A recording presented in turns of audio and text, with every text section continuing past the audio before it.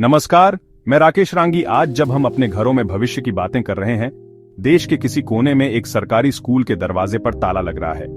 उस ताले की आवाज में बच्चों की हंसी और सपने दब जाते हैं। यह सिर्फ एक इमारत का बंद होना नहीं, गांव की उम्मीद का बुझना है। सरकारी स्कूल सिर्फ ईंट गारे की इमारतें नहीं, हमारे लोकतंत्र की नींव है। यहाँ हर बच्चा, चाहे किसी भी जाति या धर्म का हो, बराबरी का पहला पाठ सीखता है। आज उसी नींव को खोखला किया जा रहा है। क्या हमने सोचा है, जब गांव का आखिरी स्कूल बंद होता है तो बच्चों के पास क्या विकल्प बचता है? या तो वे दूर के गांव जाएं या पढ़ाई छोड़ दें। लड़कियों के लिए यह और मुश्किल है। अक्सर वे घर के कामों में लग जाती हैं। ये कहानी किसी एक गांव की नहीं, पूरे भारत की है। मीडिया आपको धर्म राजनीति में उलझाए रखेगा, लेकिन स्कूलों पर लगते ताले की खबर नहीं दिखाएगा। ये सवाल सरकारों को असहज करता है। ये सिर्फ आंकड़ों का खेल नहीं, लाखों जिंदगियों का सवाल है। जब तक हम इस मुद्दे को अपना नहीं मानेंगे, तब तक यह सिलसिला चलता रहेगा।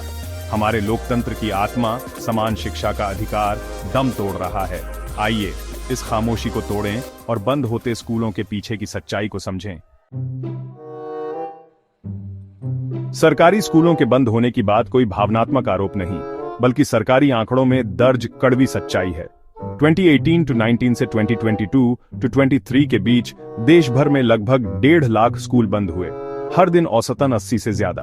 उत्तर प्रदेश में 25,000, मध्य प्रदेश में 15 से 20,000, ओडिशा में 8,000 से ज्यादा स्कूल बंद हुए। महाराष्ट्र, राजस्थान, झारखंड, उत्तराखंड, कई राज्यों में यही हाल है। ये सिर्फ संख्याएं नहीं, लाखों बच्चों की अधूरी कहानियां हैं। कई शिक्षक भी नौकरी या तबादले की मार झेल रहे हैं।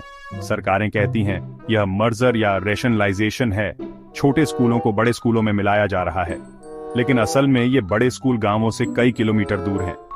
छोटे बच्चों के लिए इतना लंबा सफर लगभग नामुमकिन है। नीति बनाते वक्त शायद अधिकारी गांव की हकीकत भूल जाते हैं। यह रणनीति सरकारी शिक्षा को कमजोर कर निजी स्कूलों के लिए रास्ता बना रही है। गरीब परिवारों के पास विकल्प नहीं बचता। क्या उनके बच्चों को पढ़ने का हक नहीं? ये आंकड़े सरकार से यही सवाल पूछ रहे हैं। स्कूल बंद करने के सरकारी तर्क: कम नामांकन, मर्जर, संसाधनों की बचत। सुनने में अच्छे लगते हैं, लेकिन क्या यही सच्चाई है? असल सवाल है, नामांकन कम हुआ ही क्यों? सालों तक शिक्षकों की भर्ती नहीं हुई, स्कूलों में बुनियादी सुविधाएं नहीं दी गई। जब स्कूल खुद उपेक्षित हैं, तो माँ बाप बच्चों को क्यों भेजेंगे? मर्जर की नीति भी जमीन पर विफल है। बड़े स्कूल अक्सर कई किलोमीटर दूर हैं, रास्ते खतरनाक हैं, खासकर लड़कियों और दिव्यांग बच्चों के लिए। सुरक्षा के डर से कई माँ बाप बेटियों को स्कूल भेजना बंद कर देते हैं। ये शिक्षा के अधिकार कानून का भी उल्लंघन है। असली वजह है सरकारी शिक्षा में निवेश की कमी और निजीकरण को बढ़ावा देना। सरकार शिक्षा पर खर्च घटा रही है। पहले स्कूलों को कमजोर किया जाता है, फिर कम नामांकन का बहाना बनाकर बंद कर दिया जाता है, और फिर लोगों को निजी स्कूलों के भरोसे छोड़ दिया जाता है। इसका सबसे बड़ा खामियाजा गरीब और वंचित तबके के बच्चे भुगत रहे हैं। सरकारी स्कूलों पर ताले लगना निजी स्कूलों के लिए दरवाजे खोल रहा है। शिक्षा अब अधिकार नहीं, बिकाऊ माल बन गई है। गांवों में इंग्लिश मीडियम के नाम पर छोटे छोटे प्राइवेट स्कूल खुल गए हैं। न प्रशिक्षित शिक्षक, न सुविधाएं। गरीब माँ बाप मजबूरी में कर्ज लेकर बच्चों को वहां भेजते हैं। कई परिवारों ने बच्चों की फीस के लिए जमीन या गहने तक बेच दिए। ये निजीकरण की क्रूर सच्चाई है। इसका सबसे बुरा असर लड़कियों की शिक्षा पर पड़ता है। एक ही बच्चा प्राइवेट स्कूल जा सकता है, तो अक्सर लड़के को चुना जाता है। सरकारी स्कूलों का बंद होना लैंगिक असमानता को बढ़ाता है। सबसे कमजोर वर्ग, महिलाएं, दलित, आदिवासी सीधे प्रभावित होते हैं। सरकारी स्कूल वो जगह थी जहां हर वर्ग के बच्चे साथ पढ़ते थे, दोस्ती करते थे। अब शिक्षा भी वर्गों में बंट गई है।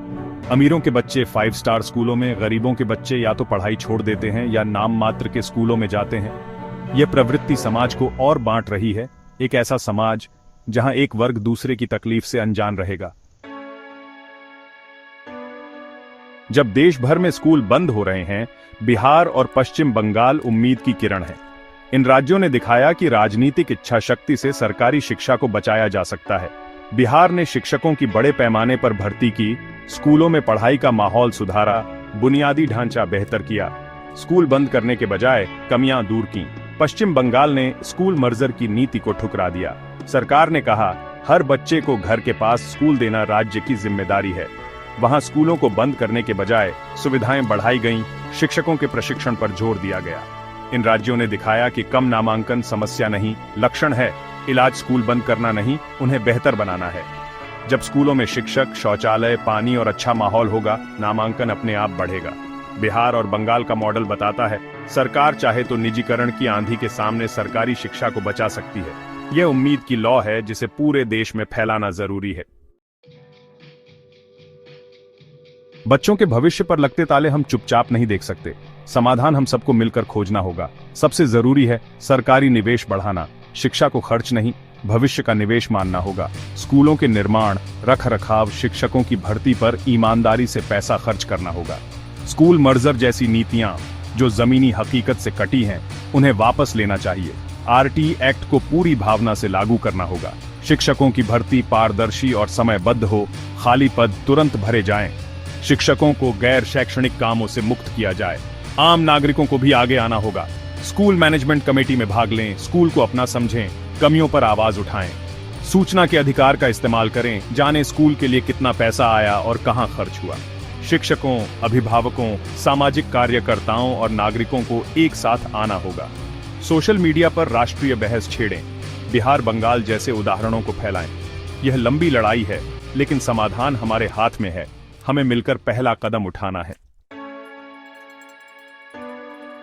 अंत में सवाल यही है, हम अपने बच्चों के लिए कैसा देश बनाना चाहते हैं? शिक्षा अमीरों का विशेषाधिकार हो या हर बच्चे का अधिकार? सरकारी स्कूलों का बंद होना सिर्फ प्रशासनिक नहीं, नैतिक और सामाजिक संकट है। यह हमारे लोकतंत्र की बुनियाद पर हमला है। ये स्कूल सिर्फ इमारतें नहीं, देश का भविष्य गढ़ने की जगह है। यहीं पर हर वर्ग के बच्चे दोस्ती और बराबरी सीखते हैं। जब हम स्कूल बंद करते हैं, हम एक बेहतर, बराबरी वाले समाज की संभावना भी खत्म करते हैं। अब चुप रहने का समय नहीं, सवाल पूछने का समय है। सरकार से पूछें, क्या गरीब बच्चों के लिए आपके पास जगह नहीं? ये लड़ाई सिर्फ उन माँ बाप की नहीं, हम सबकी है। एक बच्चे का भी शिक्षा से वंचित रह जाना पूरे राष्ट्र की विफलता है। आइए प्रण लें, अपने सरकारी स्कूलों को अनाथ नहीं होने देंगे, उनकी बेहतरी के लिए आवाज उठाएंगे, सरकार पर दबाव बनाएंगे।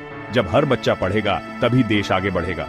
चलिए बंद होते तालों को तोड़ें और बच्चों के लिए उम्मीद के नए दरवाजे खोलें। नमस्कार।